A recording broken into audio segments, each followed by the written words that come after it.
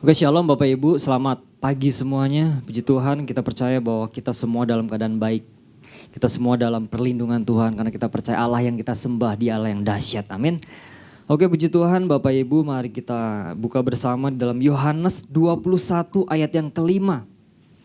Nah, pesan Tuhan minggu ini yaitu pahami prinsip berhitung kerajaan sorga. Ini sesuatu yang menarik Bapak Ibu. Pahami prinsip berhitung kerajaan sorga.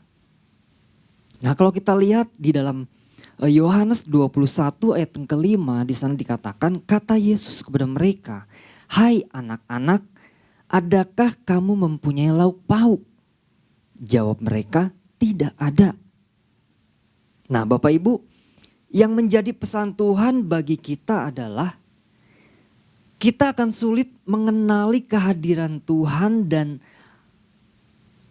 karyanya ketika fokus pandangan kita hanya tertuju kepada beban masalah dan pemecahan solusinya.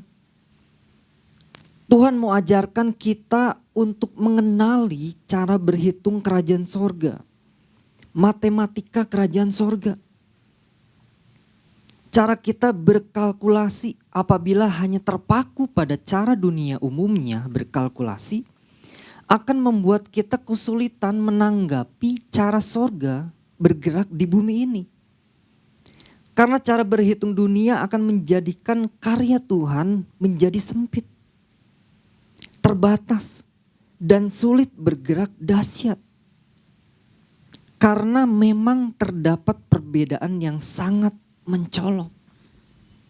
Nah, Bapak Ibu, sebenarnya Tuhan sedang membelalakan mata kita Bapak Ibu. Tuhan mau untuk kita melihat, Tuhan mau untuk kita menyaksikan, bahkan Tuhan mau kita mengalami perkara-perkara yang dahsyat yang Tuhan kerjakan dalam setiap kita. Tuhan mau kita mengalami perkara-perkara yang supranatural. Nah, ternyata perkara-perkara itu terjadi ketika apa? Ketika kita mempunyai satu sistem cara berhitung kerajaan sorga. Nah, mungkin beda, dunia menganggap ini sesuatu hal yang konyol. Dunia menganggap ini sesuatu hal yang tidak mustahil, yang sangat mustahil. Ini hal yang tidak mungkin yang dunia katakan. Tetapi ketika kita belajar untuk kita pahami prinsip berhitung kerajaan sorga, tidak ada perkara yang mustahil Bapak Ibu. Ketika orang percaya tidak memahami sistem berhitung kerajaan sorga, maka apa yang akan terjadi Bapak Ibu? Maka gini, akan banyak orang-orang yang terlibas dengan prinsip berhitung dunia. Orang mulai terlibas dengan prinsip-prinsip perhitungan dunia, sistem kalkulasi dunia. Kenapa? Karena manusia cenderung berpikir secara logika, secara nalar yang diutarakan dalam pikiran dan kata dan dinyatakan dalam bahasa. 1 + 1 ya 2. Itu udah paten, gak bisa diganggu gugat. Tetapi kita lihat kan, ketika sistem kerajaan sorga, sistem prinsip berhitung kerajaan sorga terjadi, kita lihat. Ternyata itu dapat membuat mujizat pelipat gandaan. Itu kan terjadi apa? Ketika 5 roti dan 2 ikan. Iya kan? Ada pelipat gandaan. Wow, ini kan sesuatu yang menarik, sesuatu hal yang luar biasa. Nah, seharusnya ketika kita memahami, orang-orang percaya termasuk saya, memahami kalkulasi kerajaan sorga, seharusnya kan kita membuat kita berpikir untuk kita bangkit, untuk kita berani, untuk percaya, untuk kita berani untuk melangkah keluar dari apa? Dari sistem prinsip kalkulasi umum atau kalkulasi daripada dunia. Ketika seseorang mengandalkan Bapak Ibu, mengandalkan logika, mungkin mengandalkan perhitungan-perhitungan dunia, maka apa yang akan terjadi? Orang ini akan sulit percaya kepada Tuhan Yesus Bapak Ibu. Orang ini akan apa? Akan sulit untuk mengalami perkara-perkara yang dahsyat yang Tuhan kerjakan dalam hidupnya. Padahal Tuhan sudah sediakan. Tetapi dia sulit untuk mengalami kejadian-kejadian yang luar biasa yang Tuhan sudah sediakan dalam kehidupannya. Kita coba lihat di dalam Alkitab dalam Matius 25 Bapak Ibu. Matius 25 ayat 14 sampai yang ke-30 itu tentang apa? Sebelum kita masuk poinnya Bapak Ibu. Itu bicara tentang apa? Bicara tentang perumpamaan. Perumpamaan talenta. Nah kalau kita lihat di ayat 15 kan itu ada hamba yang diberi 5. Ada hamba yang diberikan 2 talenta. Ada hamba yang diberikan 1 talenta. Nah kepada hamba yang tidak mengembangkan talenta ini justru diambil kan. Diambil 1 talentanya dan diberikan kepada 5. Kenapa? Karena kita lihat yang 5 ini yang diberikan ini dia mengembangkan talenta tersebut. Nah lihat perhitungan kalkulasi kerajaan surga. Tetapi kalau kita lihat kalkulasi dunia, maka apa? Dunia hanya memahami bahwa yang tidak mengembangkan talenta itu justru yang harus diberi tambahan talenta.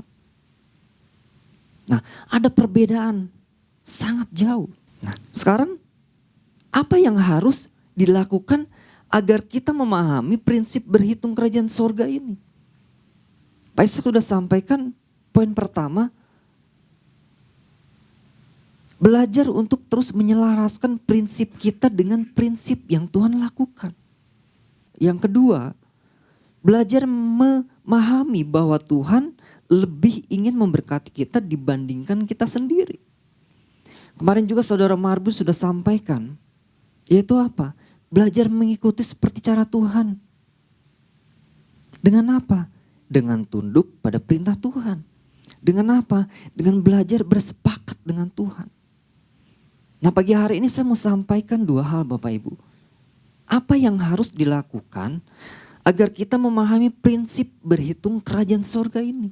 Yang pertama, yaitu belajar untuk menyetujui kuasa Tuhan, kemahatauan Tuhan, dan kehadiran Tuhan. Saya akan ulang.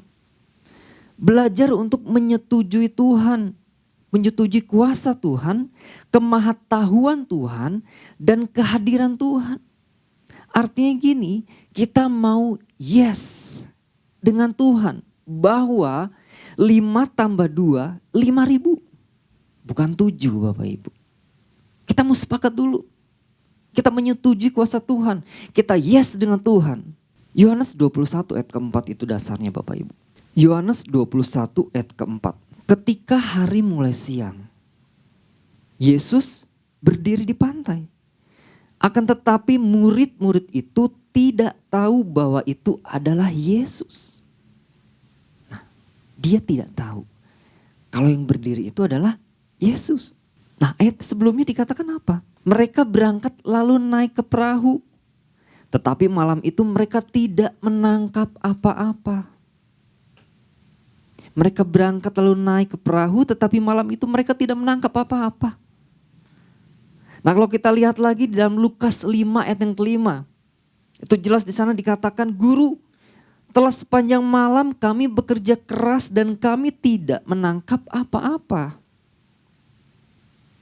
Nah, ini ada yang menarik Bapak Ibu di sini. Kalau kita lihat dan kita pelajari, saya mendapatkan satu hal gini. Yesus tahu loh keadaan murid-murid pada saat itu.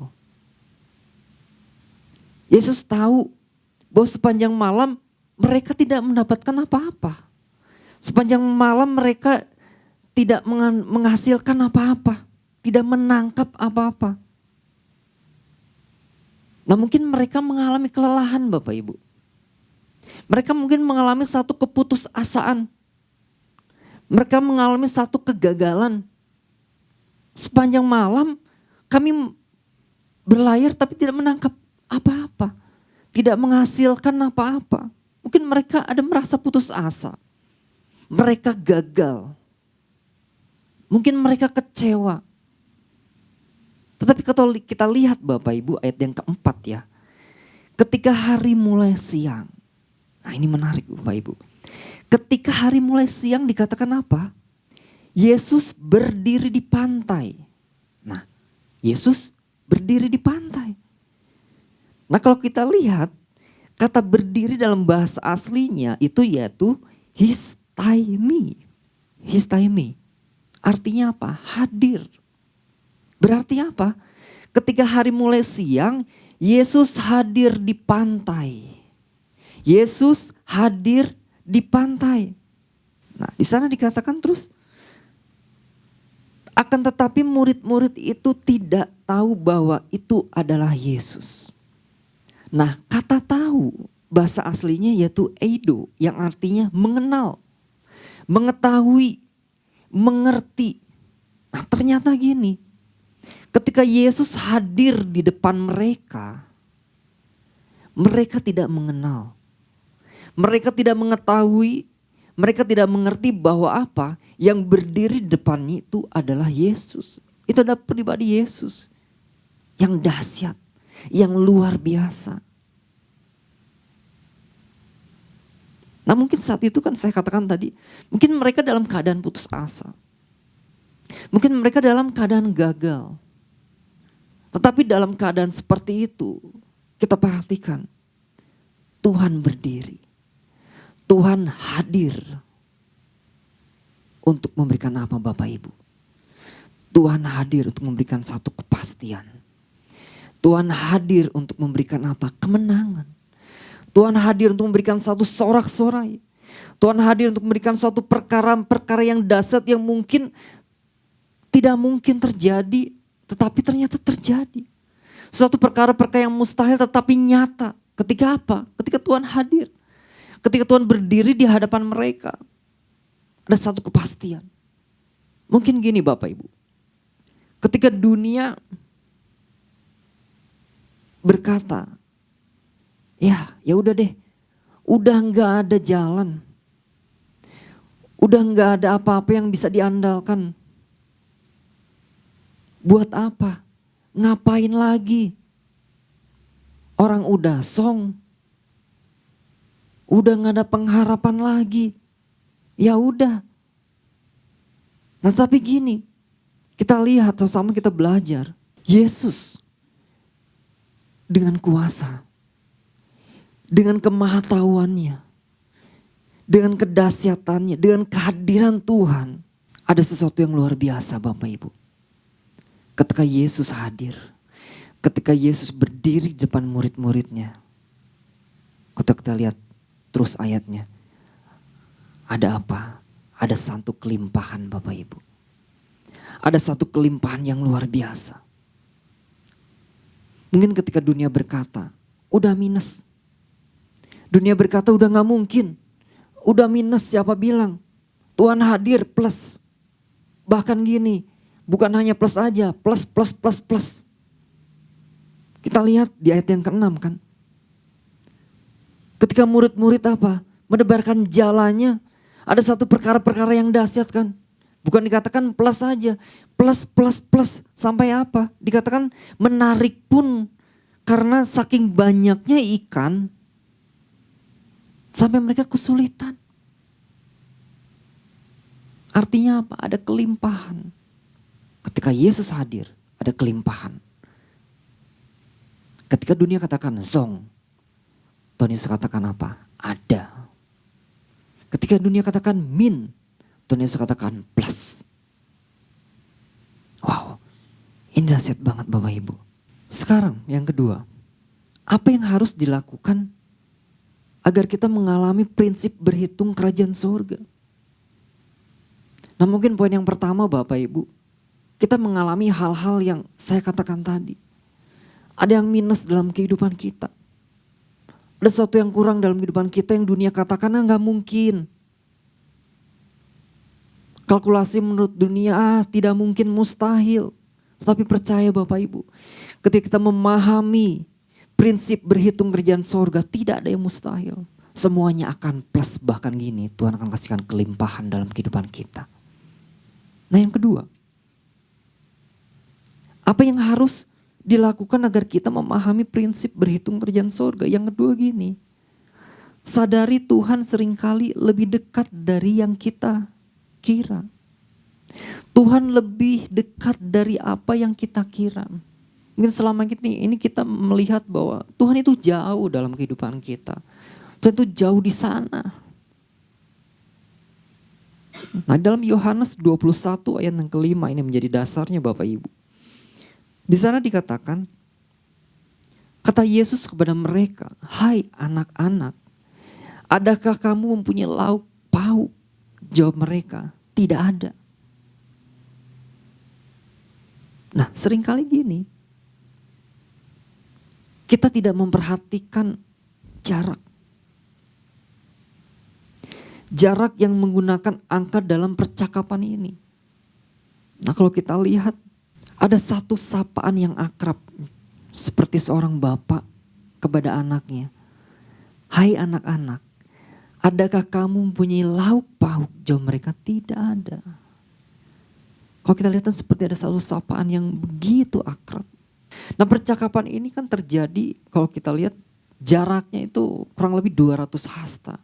Kalau kita lihat, kalau kita meter itu kurang lebih 90 meter Bapak Ibu. Kurang lebih 90 meter. Nah, kalau kita bayangkan, seharusnya kan dalam percakapan ini ada satu pihak yang butuh berteriak. Di sisi lain ada satu pihak yang perlu memasang telinganya secara tajam. Untuk apa? Untuk mendengar. Untuk mendengar kita seorang berteriak, satu lagi mendengar. Harus mendengar dengan baik. Nah, tetapi sayangnya gini, mereka seolah-olah tidak mendengar. Yohanes 21 ayat kelima. Kata Yesus. Nah, arti daripada kata itu menggunakan bahasa aslinya yaitu lego. Artinya apa? Artinya seseorang sedang menyampaikan perkataan. Bercakap-cakap dalam jarak dekat, murid-murid mendengar Bapak Ibu suara Yesus. Murid-murid anehnya gini kan. Anehnya mendengar apa yang disampaikan oleh Yesus. Namun mereka tidak mengenali apa yang Yesus katakan, apa yang Yesus sampaikan, tetapi mereka tidak mengenali bahwa siapa yang sedang berbicara. Bahwa yang sedang berbicara itu adalah Yesus. Nah, kenapa? Karena lagi-lagi gini Bapak Ibu, ada soal jarak. Di mana yang satu di pinggir pantai, di mana yang satu lagi sedang jauh di atas perahu. Nah, melalui kisah ini Bapak Ibu, dalam hidup kita ternyata tidak sedikit dan seringkali orang percaya bersikap seperti ini. Seperti murid-murid Yesus tersebut. Nah, kenapa? Sepertinya mendengar sesuatu. Sepertinya mendengar apa yang Tuhan sampaikan, yang Tuhan bicarakan dalam kehidupan kita, tetapi kita tidak mengenali siapa itu yang berbicara kepada kita. Tetapi kita tidak memahami siapa sih yang berbicara kepada kita. Di satu sisi gini, kita sadar. Kita sadar bahwa secara teori itu Tuhan itu tinggal dalam hati kita. Tuhan tinggal dalam hati dan kehidupan kita. Namun seringkali kita merasa bahwa Tuhan jauh. Tuhan jauh sekali dalam kehidupan kita. Nah, sehingga apa? Ketika kita merasakan Tuhan itu jauh dalam kehidupan kita, akibatnya apa? Akibatnya suara itu tidak terdengar dengan jelas. Suara itu terabaikan akhirnya Bapak Ibu. Nah, ini yang perlu kita perhatikan. Kita sama-sama bangun Bapak Ibu. Kita sama-sama belajar. Ternyata gini kan, Tuhan tidak sejauh apa yang kita kira. Ketika kita menghadapi satu masalah, kita merasa Tuhan itu jauh, tidak. Tuhan itu dekat. Karena ada lagu Tuhan, engkau tak jauh bahkan dekat. Tuhan selalu dekat dalam kehidupan kita. Tuhan selalu ada dalam setiap kehidupan kita Bapak Ibu. Nah, masalahnya gini kan. Orang percaya selalu merasa bahwa Yesus itu jauh. Nah, itu masalahnya. Nah, kalau kita bayangkan Bapak Ibu, dari sekian banyak murid ya.